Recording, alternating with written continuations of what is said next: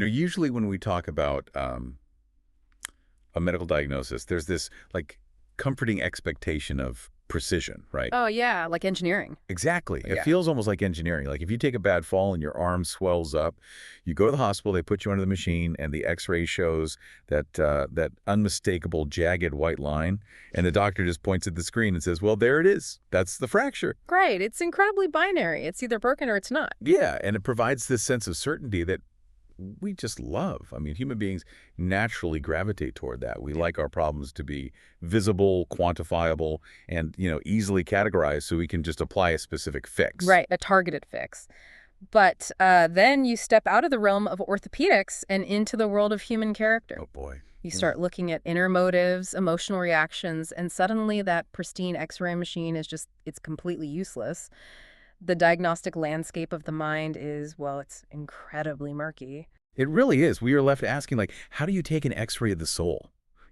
How do you clearly categorize human behavior when every single one of us is such a messy, complicated, often contradictory creature? It's the absolute definition of diagnostic muddy waters. I mean, philosophers, psychologists, theologians, they've all been trying to build that spiritual X-ray machine for thousands of years, just attempting to map out exactly what constitutes a healthy mind versus a toxic one. And that actually brings us to the core of our exploration today, because we are diving into a text that essentially, well, it hands you the blueprints for that machine. It really does. In chapter 16 of the Bhagavad Gita, Krishna masterfully contrasts what he calls divine qualities, Daivi Sampad, with demonic qualities, which is Asuri Sampad. And I want to establish right out of the gate, for everyone listening, this is not just abstract, thousands of years old poetry that has no bearing on your Tuesday morning commute. No, not at all. This is a highly practical, staggeringly modern guide to self-examination.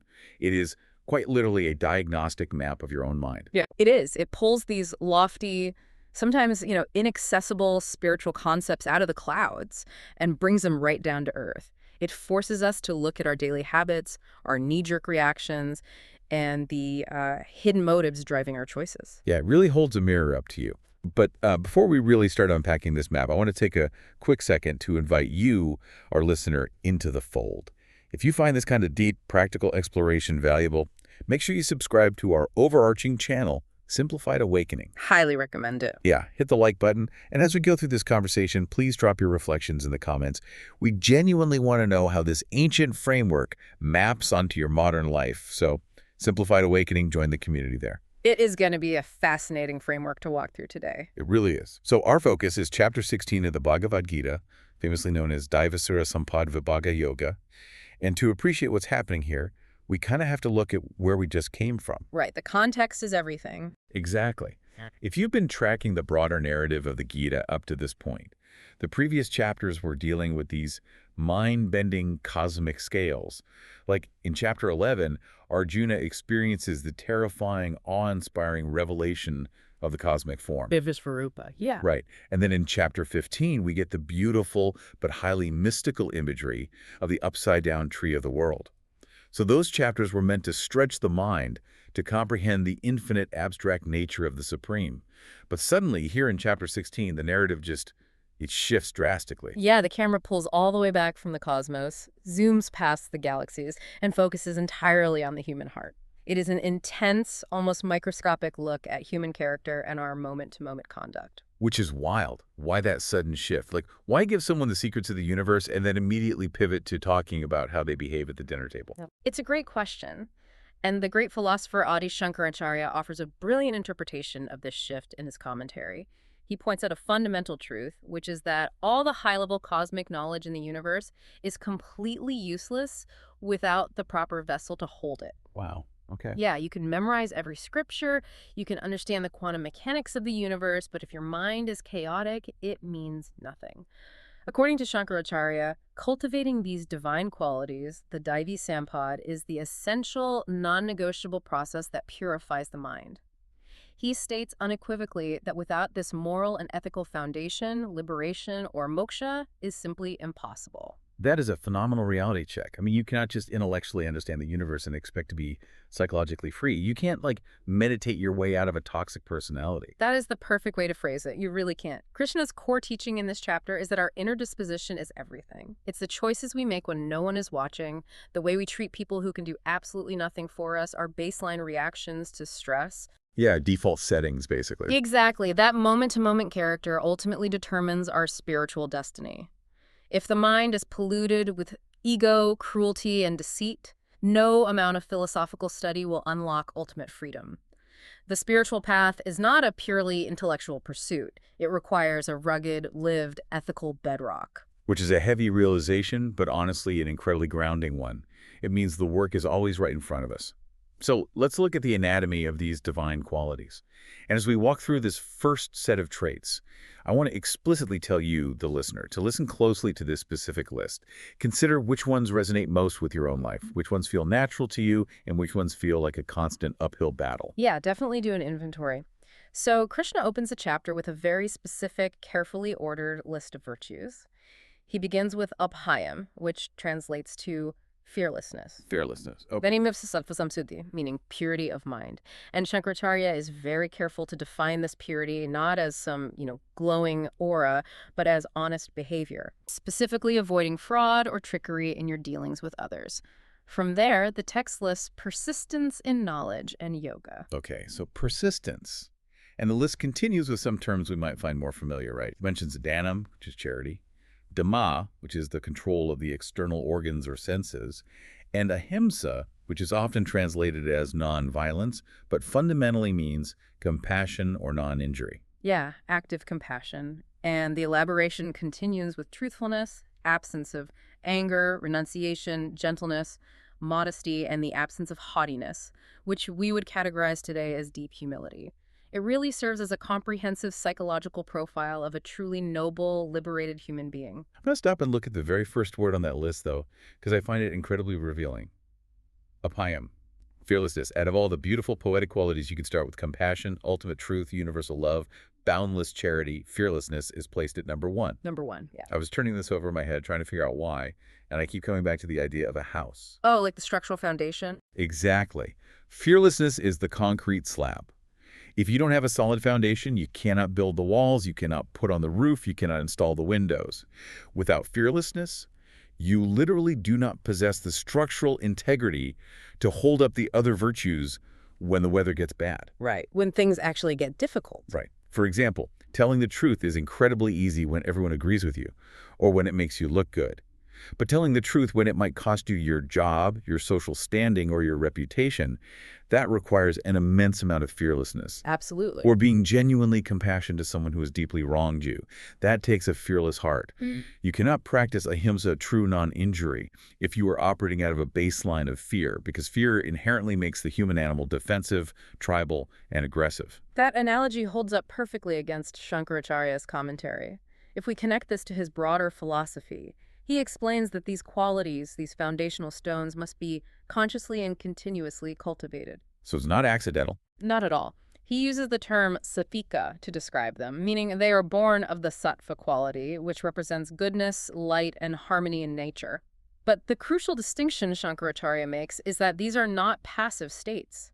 You do not just retreat to a quiet room, close your eyes, and passively become truthful or fearless. Right. You don't just absorb it from the air. Exactly. These are active, daily, sometimes grueling choices. They require real psychological elbow grease. Yeah. It's active labor. So why does Shankaracharya highlight these as active practices? Well, a major theme running throughout the entire Gita is the concept of performing your daily duties without being paralyzed by an obsession with the results. Yeah. In the same vein, choosing to be gentle when you're actively being provoked is a profound spiritual practice. It is an action. Shankaracharya emphasizes this when he talks about the absence of anger. Oh, he isn't referring to someone who is just genetically blessed with a placid, calm temperament. He specifically defines this virtue as the active control of anger that arises when you are offended, insulted, or even assaulted by others. It is the real-time, active calming down of a violently perturbed mind. I think that's a massive relief to hear, honestly. because it implies that feeling the anger isn't the failure. Oh, not at all. The anger is going to arise. You're human. The divine quality is the active decision not to let that anger hijack the steering wheel. So let's extrapolate this for the listener. How does this apply to you as you navigate your week? The text mentions gentleness and the absence of vilification. And Shankaracharya specifically translates that last one as the absence of backbiting. Right, backbiting. This is a brilliant, timeless reminder that true spiritual discipline happens in the most ordinary, mundane, and frustrating parts of our lives. Right. It doesn't primarily happen in a silent meditation retreat. Yeah, the retreat is just the training ground. The actual test happens out in the world. Yes. It happens in the break room at the office, when everyone is gossiping about a coworker, and you have to decide whether to join in or walk away. It happens when someone cuts you off in traffic and your heart rate spikes. It happens in the chaotic, anonymous comments section of a social media post where it is so easy to be cruel. So easy. Choosing not to backbite, choosing to respond with gentleness instead of sarcasm, choosing to maintain absolute honesty in a minor business deal where you could easily get away with a white lie that is the actual gritty laboratory of spiritual growth. What is particularly striking about Shankaracharya's approach here is how exceptionally practical his definition of purity is. In many traditions, purity is framed as an esoteric, almost mystical aura that you achieve by abstaining from the physical world. Like going to live in a cave. Right. But Shankaracharya defines sattva samsuddhi, purity of mind, very practically as mentally avoiding fraud, trickery, and falsehood in your dealings. He boils it down to honest behavior. Your internal spiritual purity is directly and inextricably tied to how honestly you conduct your business, how fair you are to your neighbors, and how much integrity you bring to your contracts. Yeah. It just beautifully strips away all the spiritual pretense. It's a very grounding metric. Because, I mean, if you are waking up at 4 a.m. to meditate for 3 hours a day, but you are creatively fudging the numbers on your taxes or you're deceiving your business partners, your mind is not pure. It really is that simple. The daily action reflects the internal reality. Exactly. The inner disposition cannot be faked through external rituals. Yeah. And understanding the mechanics of these divine qualities naturally leads us to explore the inverse. Right, the pivot. Right. If the Daivi Sampad, these qualities of truth, fearlessness, self-control are the structural foundation of a liberated, peaceful mind, we have to look at what happens when the foundation is rotten. What happens when we hand the keys entirely over to the unchecked ego? Exactly, which logically brings us to the trap of the demonic qualities, the Asuri Sampad. And as we explore this darker side of the human psyche, I want you, the listener, to notice the stark, almost jarring contrast between the divine qualities we just unpacked and the demonic qualities we were about to describe. Pay attention to how differently they operate within the mind and how familiar some of these destructive patterns might actually feel in our modern culture. Yeah, Krishna does not hold back in this section at all. The language is sharp and deeply analytical. He breaks down the demoniacal attributes starting with dambha, which is religious ostentation or hypocrisy. Okay, hypocrisy. Then he lists darpa, which is a specific type of pride that arises from wealth, status, or having powerful connections.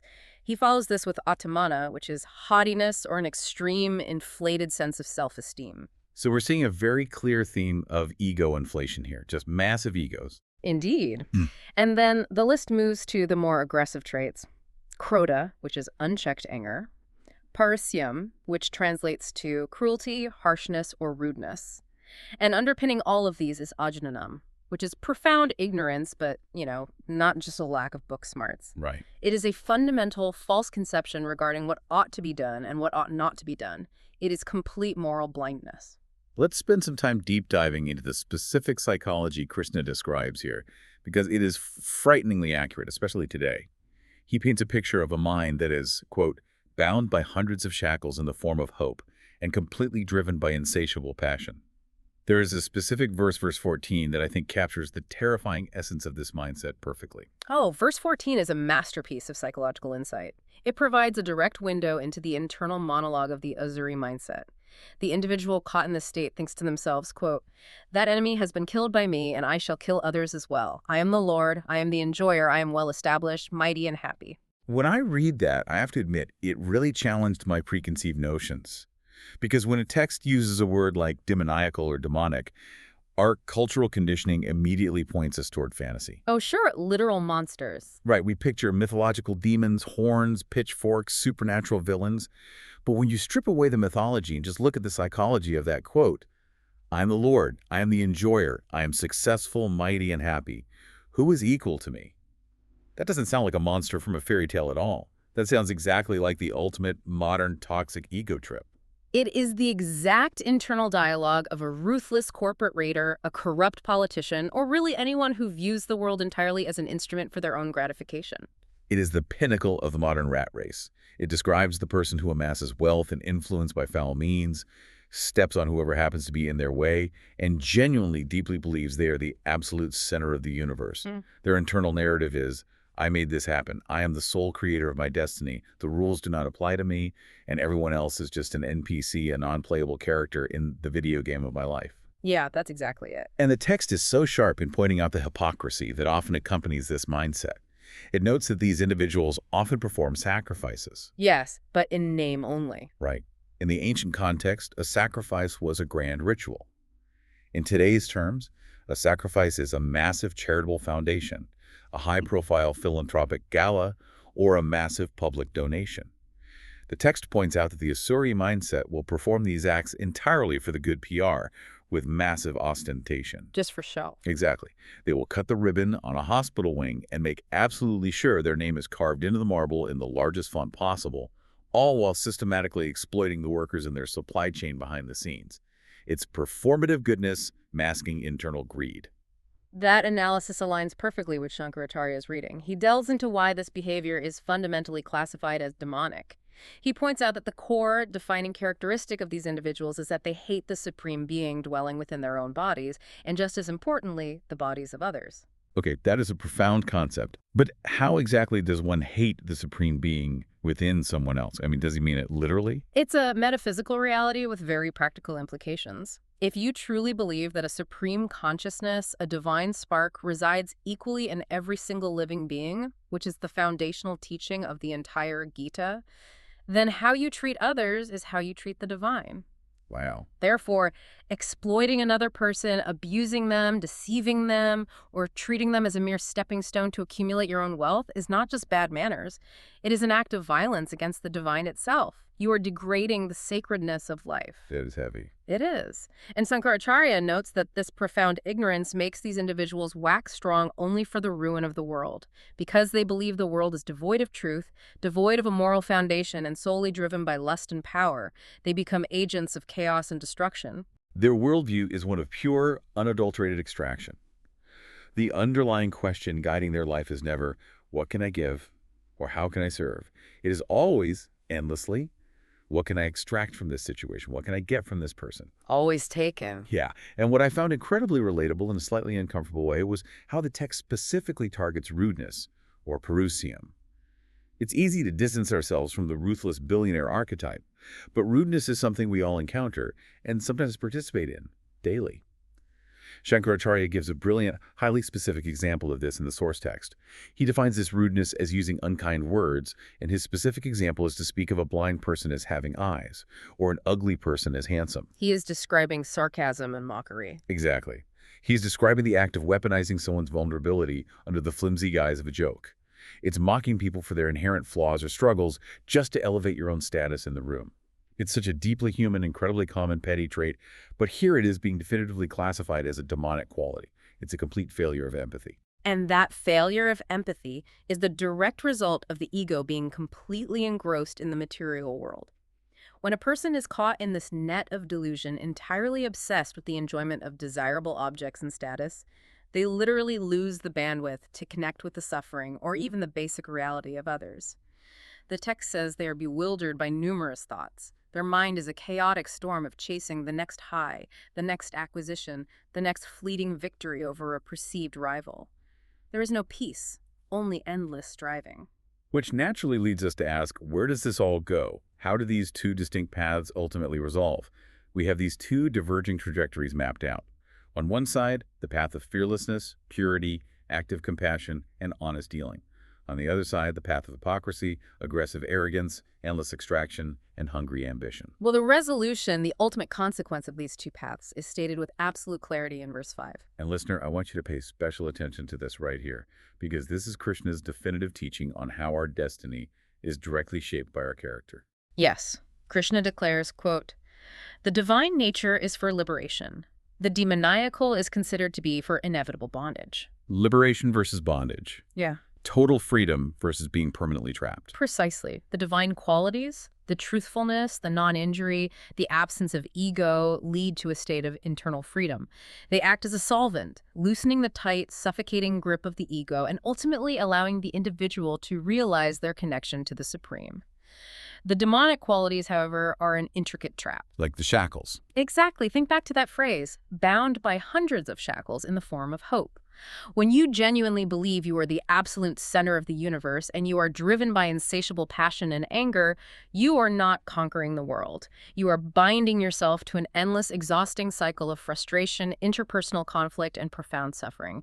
You are the architect and the warden of your own psychological prison. And what I find so fascinating from a narrative perspective is what happens immediately after Krishna delivers this incredibly heavy cosmic truth about bondage.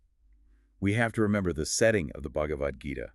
Krishna is speaking to Arjuna, a great warrior who is sitting in a chariot in the middle of a battlefield, about to blow a conch shell to signal the start of a massive, devastating civil war against his own relatives, teachers, and friends. Right, the stakes couldn't be higher. You can just imagine Arjuna listening to this terrifying description of the demonic mindset people driven by cruelty, acting for the ruin of the world, and starting to completely panic. He must be thinking, oh my God, I am about to engage in a war. I'm about to kill people. Does this mean I am demonic? Am I driven by anger and cruelty?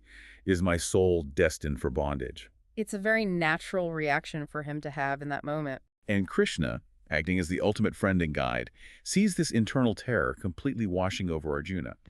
And in an incredibly touching, intimate moment, Krishna pauses the philosophical discourse to reassure him. He says, "Do not grieve, O son of Pandu. You are destined to have the divine nature." It is a brilliant, necessary psychological intervention. Krishna pulls him back from the brink of despair. Let's analyze why Arjuna was so terrified, because it goes back to the very first chapter. Arjuna was paralyzed by the anticipated consequences of the war. He saw the impending destruction of his family, the collapse of societal order, the greed for a kingdom that was driving the conflict. He was deeply worried that participating in this violence would be a massive sin, a fundamentally demonic act. But Krishna comforts him by changing the lens. Krishna looks past the harsh physical action of the war and peers directly into Arjuna's core disposition. Which is a crucial distinction in Vedantic philosophy. Yes, because Arjuna wasn't fighting out of a greedy desire to steal a kingdom or a cruel desire to oppress his cousins. He was fighting to uphold dharma, righteousness, and order as a painful but necessary duty. Krishna is essentially telling him, your heart is in the right place. Your structural foundation is built on fearlessness, truth, and duty, not on arrogance and self-aggrandizement. The action you are about to take is terrifying, but your inner disposition is pure. You are born with the Daivi Sampad. This highlights a profound and often misunderstood point in the Gita. The moral weight of an action is heavily determined by the inner disposition of the actor. The exact same physical action in this extreme case, engaging in battle, can be an expression of divine duty or an act of demonic cruelty, depending entirely on the psychological state of the mind initiating it. Is it driven by selfless duty, or is it driven by selfish extraction? That is a staggering concept to apply to our own lives. It means we have to constantly interrogate not just what we are doing, but why we are doing it. Now, moving on from that reassurance, Krishna then delivers what is undoubtedly the most famous and perhaps the most intense warning in the entire chapter. He outlines the 3 gates of hell. Yes, we find this in verse 21. Shankaracharya places immense importance on this verse, emphasizing it as the ultimate summary, the condensed root of all demoniacal qualities. Krishna states that the door of hell, which is the destroyer of the Atman, the destroyer of the self, is threefold. Threefold. It consists of kama, which translates to passion, lust, or intense, insatiable desire. Second is krodha, which is anger. And third is lobha, which is greed. Krishna gives a direct command here. One must completely forsake these 3 because entering this door results in the utter destruction of the self. So out of all the terrible things human beings are capable of, out of all the crimes and vices in the world, why these 3? I mean, how are lust, anger, and greed so uniquely destructive that they are classified as the gates of hell? What is the connection between them? To understand why these 3 are singled out, we have to look at the broader psychological framework of the Gita, which Shankaracharya frequently cross-references. There is a very specific, deeply ingrained psychological chain reaction at play here, and it always starts with the first gate, comma, passion or desire. Right. It begins when you attach your sense of self-worth or happiness to the acquisition of something external. You desperately want an object, a certain social status, a specific career outcome, or a person. Okay, so I decide my life won't be complete unless I get that promotion. Or I need to buy that specific house to feel successful. Or I need that specific person to validate me. My happiness is entirely contingent on that external factor. Exactly. You have handed the keys to your internal peace over to something outside of your control. And what inevitably happens in a world of constant flux when that intense, burning desire is thwarted? What happens when the promotion goes to a rival coworker? Or the house is bought by someone else? Or the person you desire rejects you? The immediate visceral reaction is anger. Precisely. Thwarted passion instantly mutates into Croda anger. You feel cheated by the universe, you resent the people around you, you lash out, you feel victimized. And we all know from experience what intense anger does to the mind. It completely blinds you. Your peripheral vision narrows, your heart rate goes up, you lose all sense of perspective, and you say or do things you immediately regret the moment you calm down. In the terminology used throughout the Gita, anger leads directly to delusion. You lose your memory of who you are, what your core values are, and how you intended to live your life. You forget your divine nature. And delusion destroys the intellect, your power of rational discrimination between right and wrong. Wow, so it's a domino effect. It is. Once your intellect is destroyed, you are morally adrift without an anchor. You will begin to justify any action, no matter how cruel, deceitful, or unethical, to try and satisfy your original unfulfilled craving. And that brings in the third gate, lobha, greed. The hoarding phase. Yes. You want to hoard whatever you have managed to grasp, terrified of losing it and desperately hungry for more. It is a vicious, inescapable cycle. Passion creates an expectation. The expectation is thwarted, causing anger. The anger causes delusion, which destroys your moral compass, leaving you adrift in a sea of endless greed.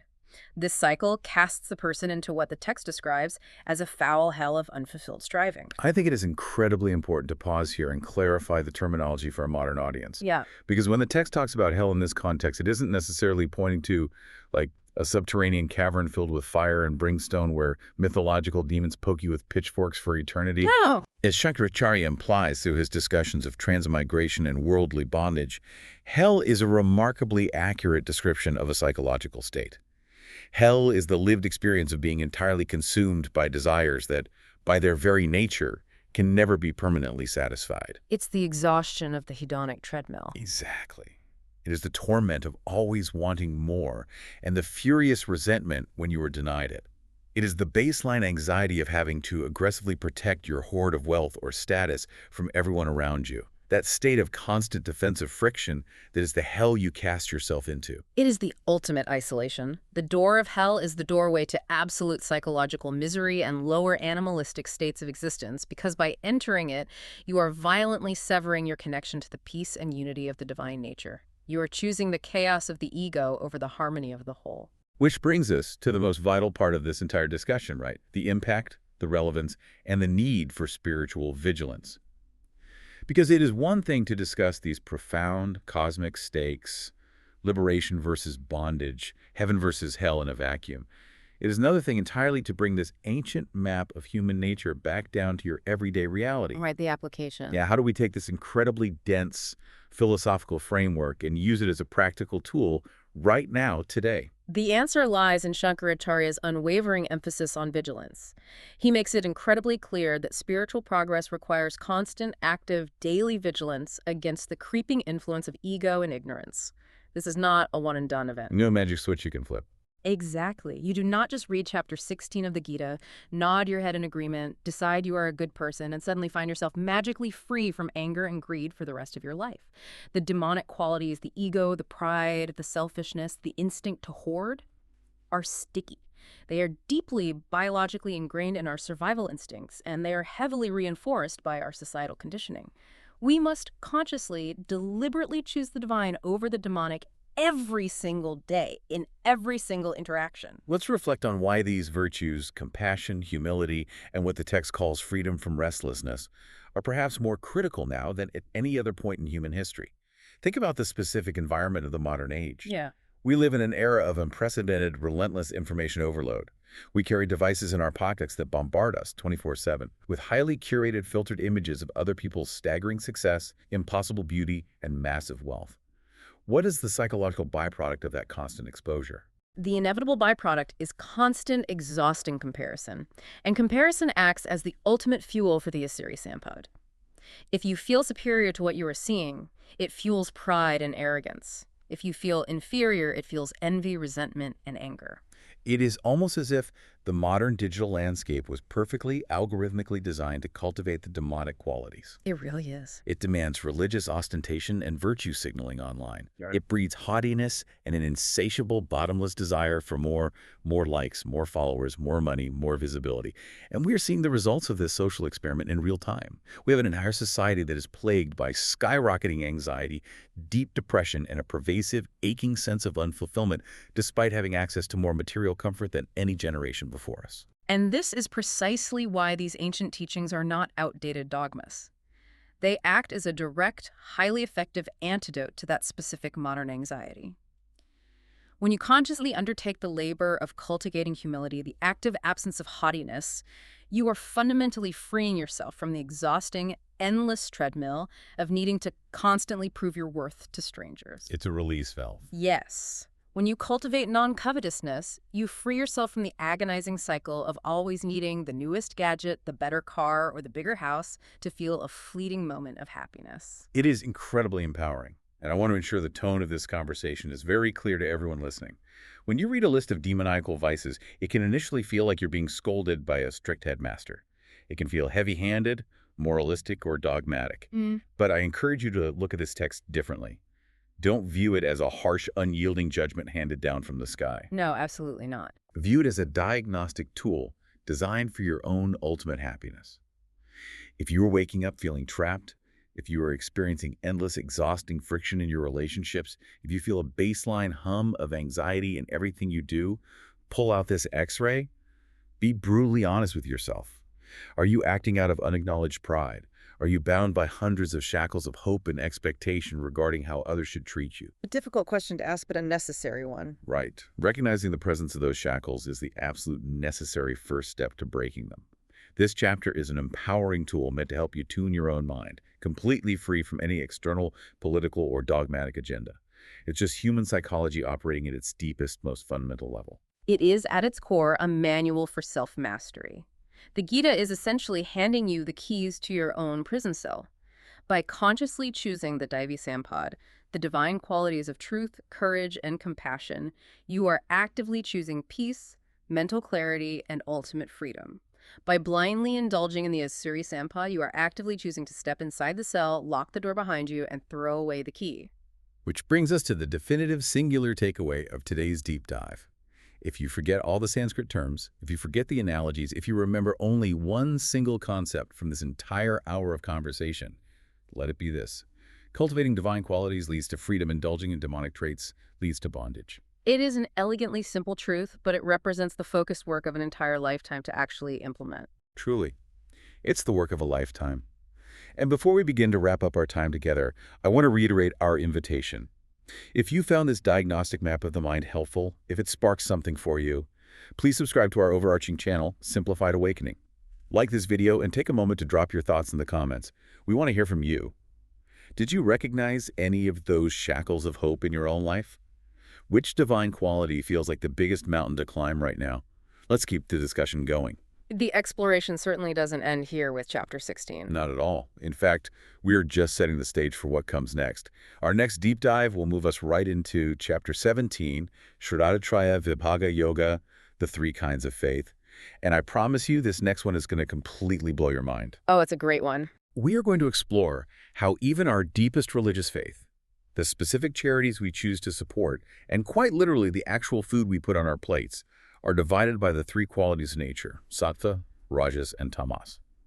The text gets incredibly specific and practical about how your diet, your sleep, and your daily habits reflect and influence your spiritual state. You absolutely won't want to miss it. It builds perfectly and seamlessly on everything we've unpacked today regarding the subtle nuances of our inner disposition. And to leave you with one final provocative thought to mull over on your own as you go about your day, we spent a lot of time analyzing how hope and desire can act as shackles, locking us into that demonic cycle of endless striving, thwarted expectations, and resulting anger. If that cycle is true, I want you to ask yourself, how might you begin to perform your daily duties today, your job, taking care of your children, pursuing your creative projects without obsessing over the reward? How can you show up, do the work beautifully and with total dedication, but completely detach your sense of self-worth from the outcome? Because the moment you can act without being chained to the result, you take your very first crucial step through the door of fearlessness. And fearlessness, as we established right at the beginning, is the concrete foundation of all divine qualities. So look inward today. Use the X-ray. The image of your mind might be murky at first, it might be challenging to look at, but with patience and persistence, you might just see the clear, bright foundation of your own divine nature waiting to be built upon. Until next time.